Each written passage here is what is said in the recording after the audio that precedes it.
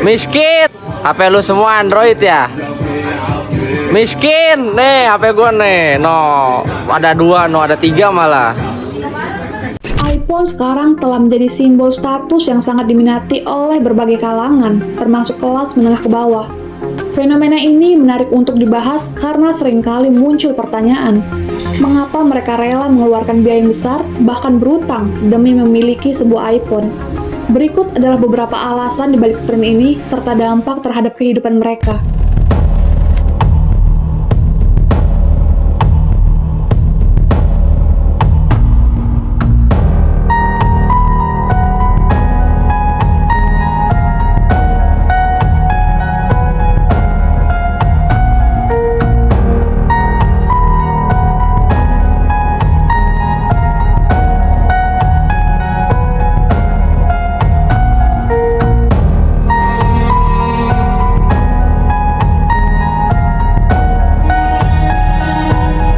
Disclaimer ya guys, jadi cerita ini kita dapat dari berbagai sumber yang sudah beredar di media sosial dan sudah kita rangkum. Untuk lebih jelasnya, yuk kita bahas di True Story.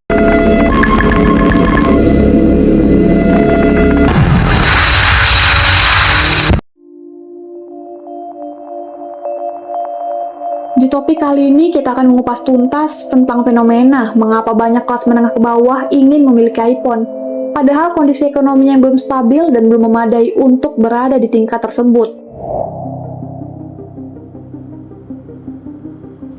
Salah satu alasan utama yang sangat kuat adalah persepsi bahwa memiliki iPhone bisa meningkatkan status sosial seseorang. Di masyarakat, iPhone dianggap sebagai produk premium yang hanya dimiliki oleh kalangan tertentu. Dengan memilikinya, seseorang merasa lebih dihormati atau dianggap lebih mampu secara finansial. Ya, meskipun pada kenyataannya mereka harus membeli secara kredit atau pinjaman online. Bahkan, ada beberapa orang yang memaksa orang tuanya untuk mewajibkan sebuah handphone demi mendapatkan validasi dari lingkungan sekitar.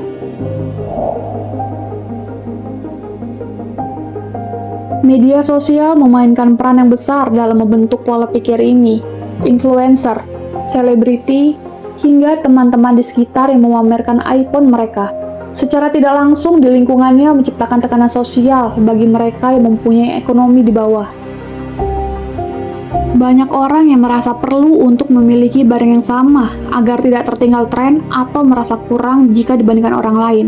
Padahal, ketika kita kupas tuntas ekonomi mereka belum ada di tahap untuk membeli handphone mahal tersebut.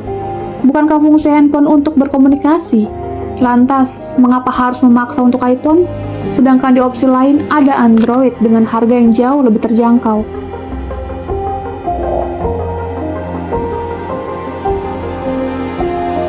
iPhone juga dikenal dengan fitur eksklusifnya, mulai dari desain yang premium, kualitas kamera yang tinggi, hingga sistem operasi yang stabil. Semua ini membuat iPhone memiliki daya tarik tersendiri dibandingkan ponsel merek lainnya. Banyak yang menganggap memiliki iPhone adalah pengalaman yang sulit ditandingi dan reward untuk diri sendiri.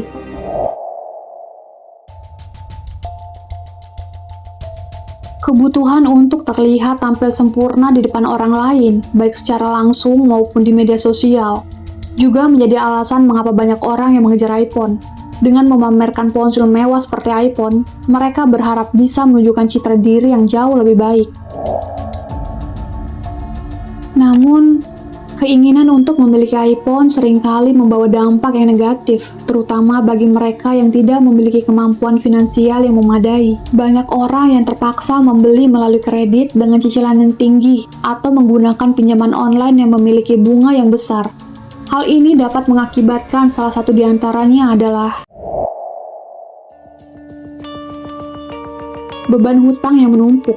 Membeli iPhone dengan cara berhutang bisa menjadi beban finansial jangka panjang, terutama jika penghasilan tidak mencukupi untuk membayar cicilan tepat waktu. Selanjutnya, kita bisa terjebak dalam pinjaman online.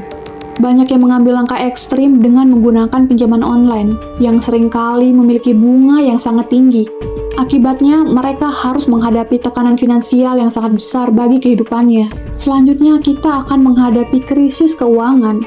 Kebiasaan konsumtif seperti ini dapat mengancam stabilitas keuangan keluarga dengan mengurangi kemampuan untuk memenuhi kebutuhan lain yang jauh lebih penting. Daripada mengikuti tekanan sosial, penting bagi setiap individu untuk mempertimbangkan prioritas keuangan mereka.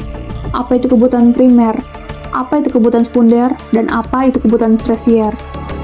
Beberapa berikut ini adalah langkah yang bisa diambil sebelum kalian terjebak di lingkungan untuk memaksakan keadaan demi sebuah iPhone.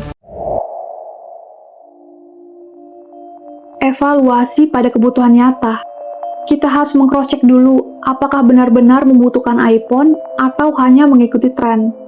Semisalnya jika kamu seorang influencer, tentu kamu membutuhkan iPhone untuk menunjang pekerjaanmu di dunia sosial media.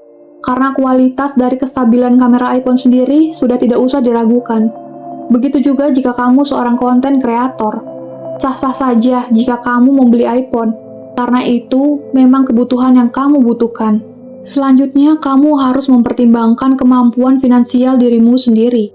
Jangan membeli barang di luar kemampuan hanya demi gengsi. Hanya karena kamu ingin mendapatkan validasi dari sekitar, rela menumpuk pinjaman sana-sini demi iPhone. Itu jangan ya, gengs. Sama saja kamu memasukkan dirimu sendiri ke dalam ruangan yang berisi bom waktu, yang menunggu saatnya akan meledak dan hancur. Kamu juga bisa mencari alternatif yang lebih terjangkau. Ada banyak ponsel lain dengan fitur serupa namun harga jauh lebih rendah.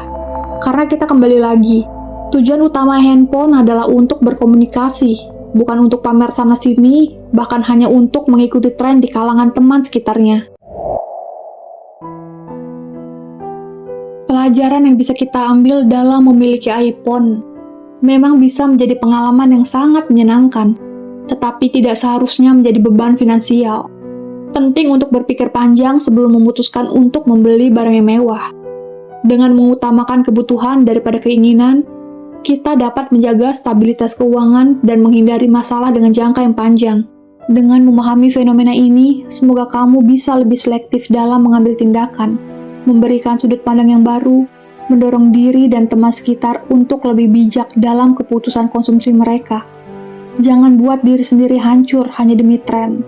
Jadilah yang terbaik dalam versimu, bukan dalam versi cerita mereka. Thanks sudah nonton video ini. Jangan lupa untuk subscribe, bunyikan tombol notifikasi, like, komen, dan bagikan ke seluruh teman kalian. Semoga banyak pelajaran yang bisa kita ambil dari semua kasus-kasus ini dan bisa melihat sisi positifnya. Sampai ketemu lagi di cerita selanjutnya.